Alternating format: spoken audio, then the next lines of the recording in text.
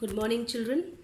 In the last video, I have dealt with chapter 1, that will come for your PT exams. Chapter is transport in plants, and now I am going to talk to you about the reproduction in plants, the second chapter, and this chapter is there for your first term examination. Along with this, two other chapters are there: chapter 5, endocrine system, and chapter 6, circulatory system. Okay, here I'm going to talk to you about the reproduction in plants. The first chapter that is there for your PT exams. This is chapter number 2. Now, what do you mean by reproduction? It means producing young ones of the same kind. Now, what is young ones of the same kind means? Means all living organisms produces individuals of their own kind, means of same type. Why? For the survival of their species. That is why reproduction is important, and this is what reproduction means. In plants, it takes place in two ways. One is asexual and the other one is sexual reproduction. I am going to deal both of them. In differences, I am going to talk about asexual also and sexual reproduction also. Okay? In asexual reproduction, one parent is involved. One parent is involved. In sexual reproduction, two parents are involved. In asexual reproduction, no formation or fusion of gametes takes place. And here in sexual reproduction, formation and fusion of male and female gametes takes place. So here you can see the difference. Both are very important for the differences of asexual and sexual reproduction system. Now, where does it take place? It takes place in lower organisms like bacteria and plants like algae and fungi.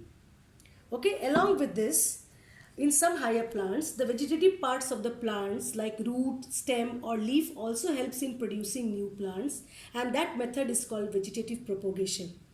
And all this comes under asexual reproduction.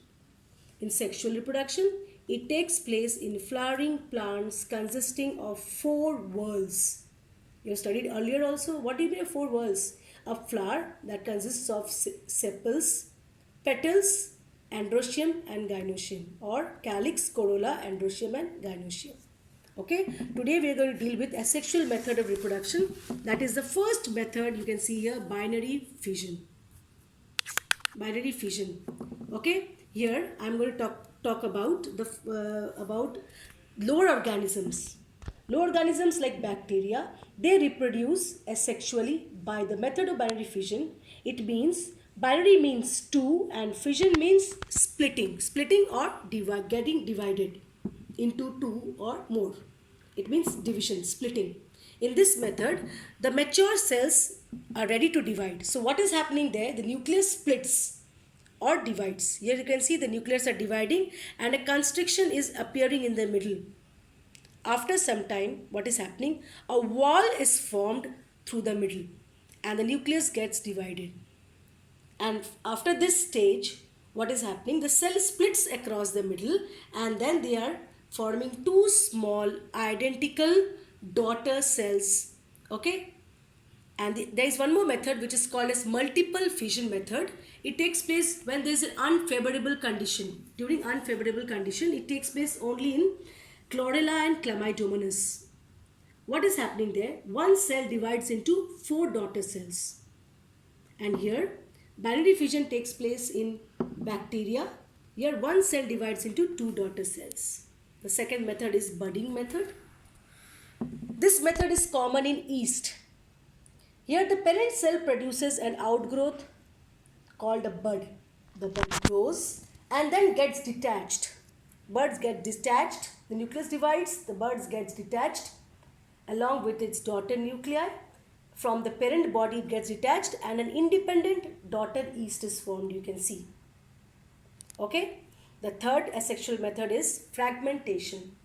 Organisms like Spirogyra, which are ribbon-like filaments, they reproduce by this method.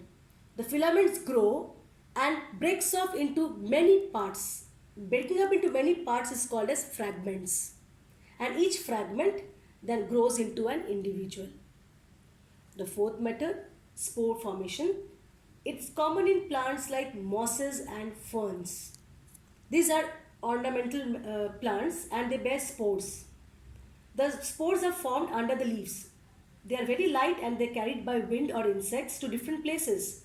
When they reach different places, when they get suitable conditions for their growth, then the spores germinate and gives rise to a new plant. Thank you.